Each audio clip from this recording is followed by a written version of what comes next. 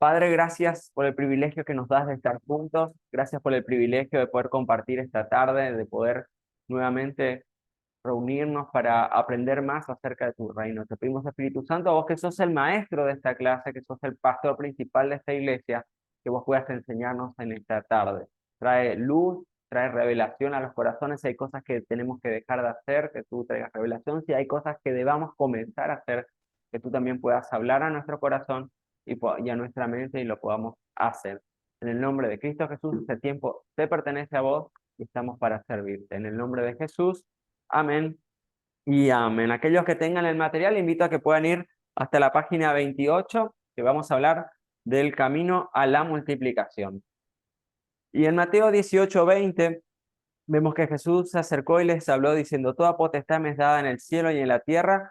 Por tanto, id y haced discípulos a todas las naciones, bautizándolas en el nombre del Padre, del Hijo y del Espíritu Santo, enseñándoles que guarden todas las cosas que os he mandado. Y he aquí, yo estoy con vosotros todos los días hasta el fin del mundo. Y esta es la misión que nos dio Jesucristo a nosotros como iglesia, de compartir la palabra, de ir y hacer discípulos a todas las naciones, así como Él envió a sus discípulos, hoy también nos envía a nosotros a poder extender este reino de Dios, y tenemos que multiplicarnos a través de predicar las palabras a otros y compartir acerca de esto. En Hechos de los Apóstoles encontramos muchas situaciones en las cuales los apóstoles fueron predicando, expandiendo el reino, le echaban de un lugar, se iban a otro, y donde iban compartiendo el mensaje, iban estableciendo el reino de Dios a través del compartir el tiempo con las personas. Tenemos el ejemplo más claro del apóstol Pablo, que se cree que llegó hasta España. Santiago, creo que es Santiago, o Tomás, uno que llegó hasta la India, no me acuerdo cuál de los dos, se cree. Pero nosotros estamos llamados a ir y a predicar la palabra de Dios. Y este versículo, este capítulo 28, 18 al 20, encontramos ese resumen que tenemos como iglesia de nuestra misión. ¿Y cómo hacer discípulos? Primero es yendo, y se refiere a la prioridad que el Señor demostró cuando entró en nuestro mundo para convertirse en amigo de los pecadores. Fíjense que Jesús no era una persona que siendo hijo de Dios, que esperaba que la gente venga a él. No es que abría un estadio, un gran anfiteatro, diciendo hoy a las noches o a tal hora Jesús va a estar compartiendo la palabra, así que todo el mundo iba a escuchar a él. Que es algo por ahí que como pueblo evangélico nos hemos acostumbrado algún tiempo de las grandes campañas de convocar a las personas a un lugar. Pero Jesús tenía un método diferente. Él iba a las personas, se encontraba, almorzaba con ellos, compartía comidas, se acercaba, iba de un pueblo a otro, las multitudes lo seguían, pero él es el que se encargaba de ir y acercarse a las personas. Y eso tenemos que hacer nosotros también, ir a las personas. ¿Cómo podemos ir a las personas? Vas a tu trabajo, vas en el cole, en el auto, en algún lugar a donde te toca hacer. Estamos yendo a distintos lugares y es el lugar donde podemos compartir la palabra de Dios. También a través de los medios de comunicación, redes sociales, muchas formas, pero el cara a cara es lo que va a impactar a las personas. En segundo lugar, bautizar se refiere a integrar o a cuidar y a contener a los nuevos creyentes para formar parte del cuerpo de Cristo. Eh, la Bautizar y se refiere a integrar y cuidar y contener a los nuevos creyentes. Si vamos, predicamos el evangelio, las personas aceptan el mensaje, el segundo paso es bautizarlas y es integrarlas, ya sea a la iglesia o en primer lugar al grupo pequeño, y enseñarles a obedecer, que se refiere a ayudarles a ser como Cristo y entrenar a los obreros para que deseen tener una relación más profunda con el Espíritu Santo. ¿Sí? Las tres cosas, las tres patas, digamos, de nuestra misión para la multiplicación es ir, en segundo lugar, bautizar o integrar, ¿sí? Y enseñar a obedecer, que tiene que ver con la instrucción o el pastoreo. Como hablamos un poquito al comienzo de este módulo 3, nuestra iglesia por ahí tiene la bendición de que muchas personas se acercan a la congregación, y por ahí lo que nos está faltando a veces es el pastoreo y el cuidado, ¿sí? Hacer ese segundo paso de integrarlas y de enseñarlas. Por eso es tan importante que podamos abrir más grupos pequeños, poder integrar a más personas ya sea a través de los encuentros, de las actividades especiales, o a través de los medios de comunicación. La gente va viniendo y se va acercando, gente también que en el lugar donde le toca estar está predicando, compartiendo la palabra, orando por otros, y la gente se va agregando. Así que no te olvides de esas tres cosas: de buscar a los perdidos, pastorear a los nuevos creyentes y entrenar a nuevos obreros. ¿Y cuál es la evidencia espiritual de madurez? Jesús dijo: yo he puesto para que vayáis y deis fruto y su fruto permanezca. Producir fruto es mencionado más de 50 veces en el Nuevo Testamento, perdón, y en las Escrituras. Y la fidelidad era atribuida al producir fruto, el cual se asocia a la multiplicación. Y un ejemplo de esto es las parábolas de los talentos. A uno le dio 10, a otro le dio 5, a otro le dio 1. Puso a trabajar, el que tenía más talentos multiplicó sus talentos. Muchas veces Dios puso talentos, te puso capacidades, puso dones en tu vida para que los explotes. Si vos no lo pones a trabajar, no lo aplicamos, no vamos a lograr reproducir. Si a vos te dan, no sé, una tierra, una hectárea de algo y vos no la trabajás, no la cuidás, no va a producir nada. Aún si te dan dinero y no lo invertís en forma adecuada, ya sea en un negocio, en inversiones bursátiles o en lo que sea, vas a terminar perdiendo, teniendo la misma, lo mismo, ¿no? Estamos llamados a invertir, y Dios conoce tanto nuestras limitaciones de conocimiento, monetarias, lo que sea, pero cuando nosotros trabajamos en el reino, nosotros sabemos que Dios es el que hace la obra, nosotros simplemente vamos siguiendo sus instrucciones para que la obra se vaya haciendo. No dejes de servir a Dios. Si Dios te está impulsando a servirle, no sé en qué ministerio, quizás sea con los niños, quizás sea con las mujeres, quizás sea predicando o visitando o abriendo una célula, acercándote o abriendo un grupo de oración con una persona, acompañándole. Ponete a obedecer a Dios, porque Dios va a multiplicar y te va a bendecir también y vas a bendecir a otras personas a través de tu obediencia. Hoy las estadísticas nos hablan, por ejemplo, en Estados Unidos, que muchas iglesias, casi el 85% de las iglesias, en vez de estar creciendo, está decreciendo.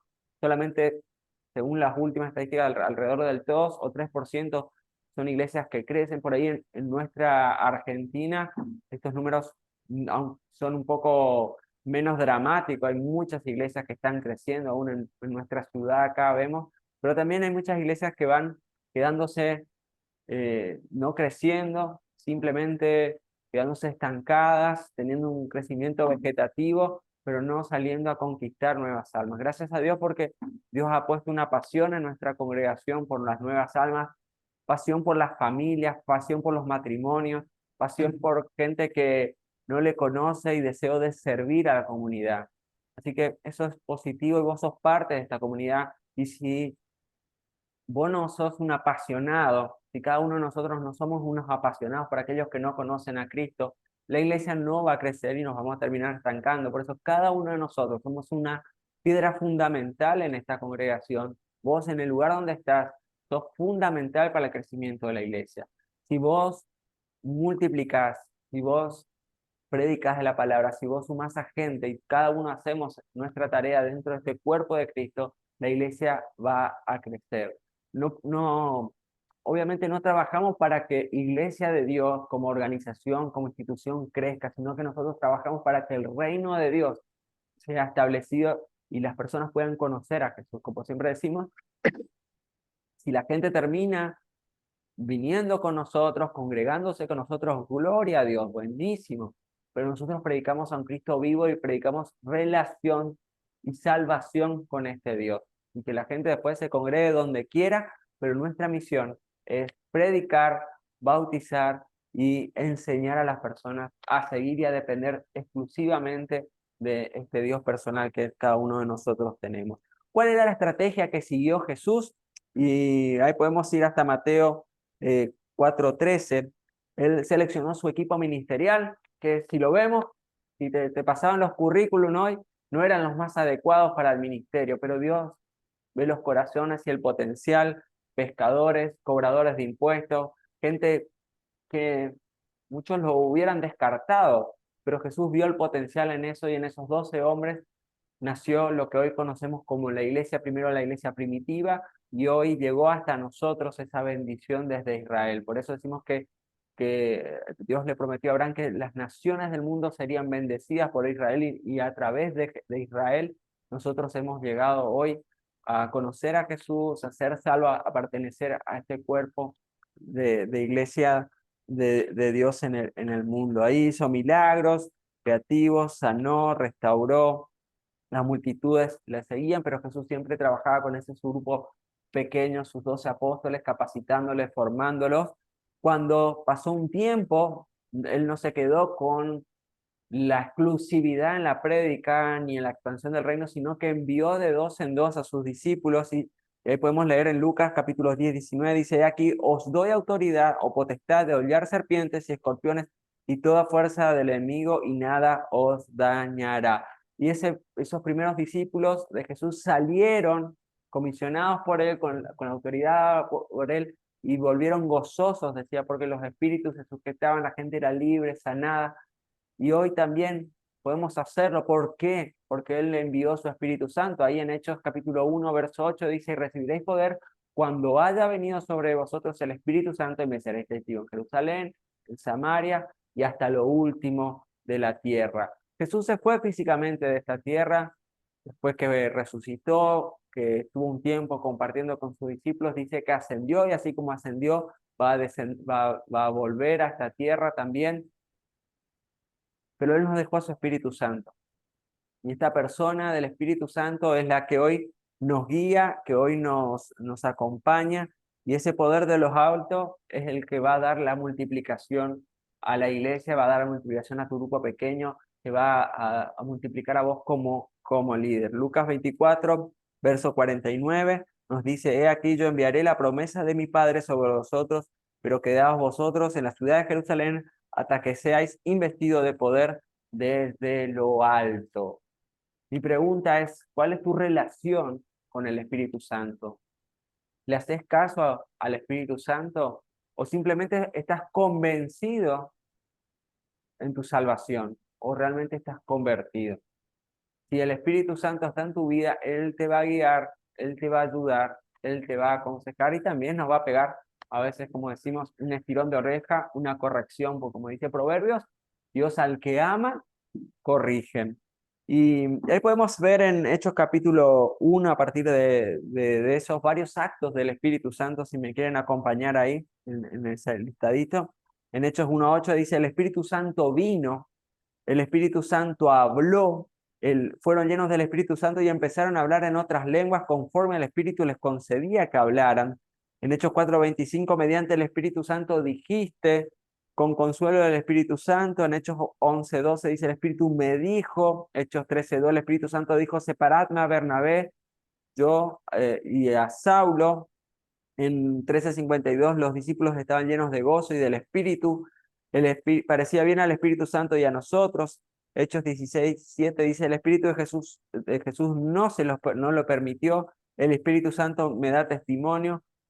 Y bueno, y tenemos varios capítulos más, varios casos más donde el Espíritu Santo habló a sus discípulos, a esos primeros seguidores de Jesús. Y mi pregunta es, ¿qué dice tu Hechos 29? Busca en tu Biblia, Hechos 29, a ver, ¿tienen Hechos 29 en tu Biblia? ¿No? ¿O sí? Hechos 29 es los hechos del Espíritu Santo escritos en tu vida, porque el Espíritu Santo no terminó de obrar ahí en Hechos 28, donde termina los hechos de los apóstoles. Nosotros hoy somos herederos de esa gracia, somos portadores del mensaje, somos embajadores de ese reino de poder. Y ese Hechos 29 es el que tenés que escribirlo vos con tu vida. Tengo que escribirlo yo con mi vida a través de mi vivencia, mi testimonio, el compartir con Dios cuántas veces Dios ha hecho milagros en tu vida, en tu familia, ha hecho milagros a través de tu oración, Dios ha contestado oraciones que has hecho, seguramente muchos darán testimonio de lo que te estoy diciendo, quizás trajo sanidad, y esos son tus Hechos 29. No te olvides de escribir las bendiciones que has recibido, los consejos y las correcciones que has recibido, y puedas escribir tus Hechos 29. ¿Será que dependemos del Espíritu Santo y andamos en íntima sujeción a Él como lo hacían los hermanos de esta iglesia primitiva? ¿Qué influencia tiene el Espíritu Santo en tus decisiones? Primero tomás la decisión y después le decís a Dios por qué, o haces al revés. Señor, ¿qué querés que haga con respecto a esto? O con respecto a esta decisión, ¿qué decisión debo tomar? Guíame. Y es mejor preguntarle antes a Él que después querer echarle la culpa a Dios. Muchas veces Dios nos va a decir, che, cabezón, ¿por qué no me preguntaste antes?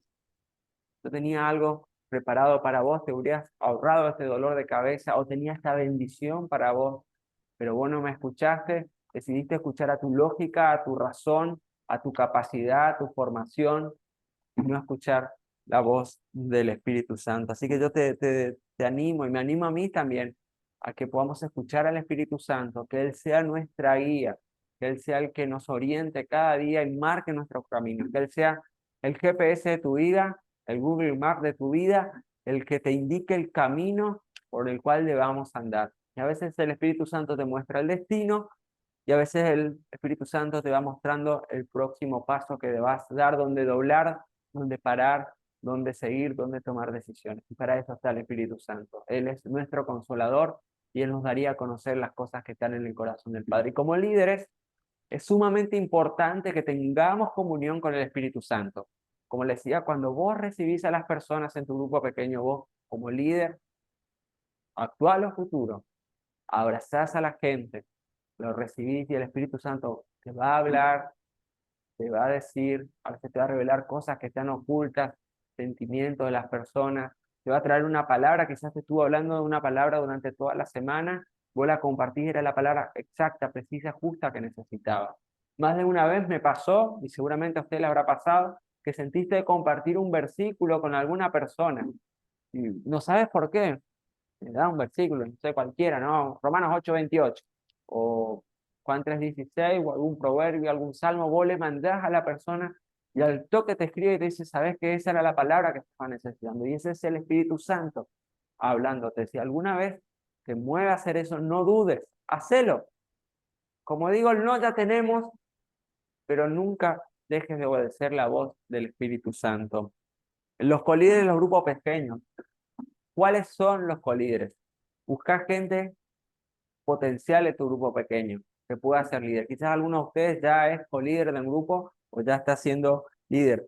¿Cuáles son algunas de las características que debería reunir o debe reunir un co-líder que te aplica obviamente a un líder? En primer lugar, la fidelidad. Si es fiel a Jesús, en primer lugar, a Dios, a la iglesia, a su grupo pequeño, es abnegado, o sea, dedica tiempo a servir a los demás, cuando alguien le pide la milla extra, como decimos, está dispuesto, puedes venir un ratito antes, puedes quedarte, puedes ir, gente que tiene un corazón y una actitud de servicio, no solo está dispuesto, sino también está disponible. Mucha gente dice, vayamos a las naciones y cuando preguntas quién va a ir, nadie puede. Los niños son la bendición de Dios y cuando pedimos auxiliar no aparecen por ningún lado. Entonces, tenemos que estar, tiene que ser una persona dispuesta y disponible también para el servicio dentro de sus tiempos, ¿no? Y uno lo va detectando en esa actitud de servicio de las personas. Comprometido, ¿sí? No es que falta el grupo porque cayeron 3 gotitas de agua, ya no sale, pues, no sé, son muy tan dulces que se pueden derretir. Entonces hay gente que haya tormenta, que haya inundaciones, lo que sea, esa es gente fiel que está siempre al pie del cañón, asistiendo, y si falta es por alguna situación extraordinaria, ¿no? No, es fiel, es comprometido, es enseñable, es una persona que le gusta aprender. Un buen líder, que habíamos hablado que tiene que ser una persona enseñable. No lo sabemos todo, no conocemos todo. Como te digo, a medida que yo voy conociendo más acerca de Dios, voy conociendo quizás a otros pastores y líderes, me doy cuenta que en realidad sé muy poco del reino de Dios. Por más años que tenga, hay tanto para conocer, tanto para aprender, que tenemos que tener siempre un corazón receptivo a lo que Dios pueda estar hablándonos o queriendo enseñarnos y aprender. Un siervo también coloca a los demás en primer lugar. Habíamos ya hablado de una de las características de, de los líderes que también se aplica a un co-líder. No debemos buscar un producto terminado, gente por ahí que tenga carisma, influencia, porque no siempre alguien que sepa hablar bien va a ser un buen líder. La oratoria no lo es todo, sino es la comunión con el Espíritu Santo hablando a través de esa persona. En este servicio no existe experiencia previa, sino que el colíder va surgiendo, va aprendiendo, va acompañando y se va fructificando. Y no hay una garantía con un co-líder no se equivoque, pero creo que de los errores es donde más aprendemos.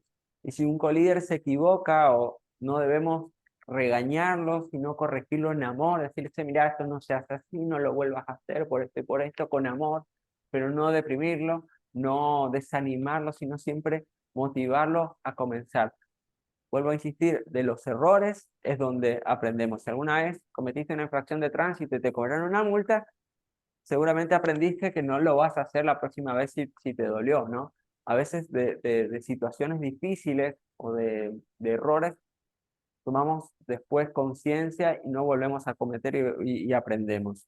Una oveja sana siempre se multiplica y no te apresures a colocar a una persona que vemos potencial de liderazgo enseguida en poner en un lugar de autoridad. Muchos líderes o potenciales líderes fracasaron porque ante la necesidad a veces los promovimos o los promovemos demasiado rápido.